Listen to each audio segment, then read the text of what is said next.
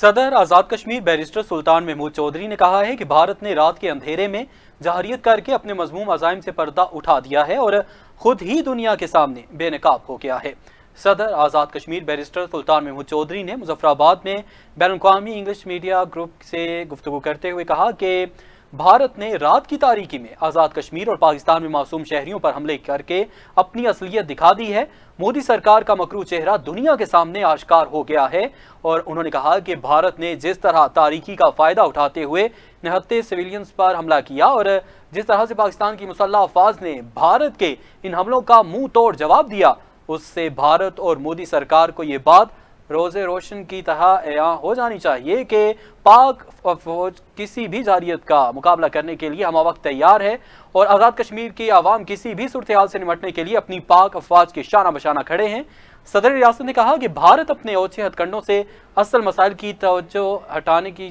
جانب کروانا چاہتا ہے اور اصل مسائل کی جانب سے توجہ نہیں ہٹا سکتا۔ بھارت نے پہلگام واقعے کے بعد کشمیری عوام پر ظلم و بربریت میں پہلے اضافہ کر دیا ہے اور بھارت کی یونیورسٹی سے کشمیری طلباء کو نکال دیا گیا ہے۔ صدر نے کہا کہ میں آزاد کشمیر یونیورسٹیز کے چانسلر کی حیثیت سے ان کشمیری طلباء سے کہوں گا کہ وہ یہاں آزاد کشمیر آئیں اور آزاد کشمیر کی کسی بھی یونیورسٹی میں داخلہ لیں، انہیں ہر طرح کی سہولت فراہم کی جائے گی۔ انہوں نے مزید کہا کہ اس موقع پر عالمی برادری کو چاہیے کہ وہ فوری طور پر کشمیر پر ثالثی کرائے اور اقوام متحدہ کی قراردادوں کے مطابق مسئلہ کشمیر حل کرانے کے لیے اپنا مؤثر کردار ادا کرے۔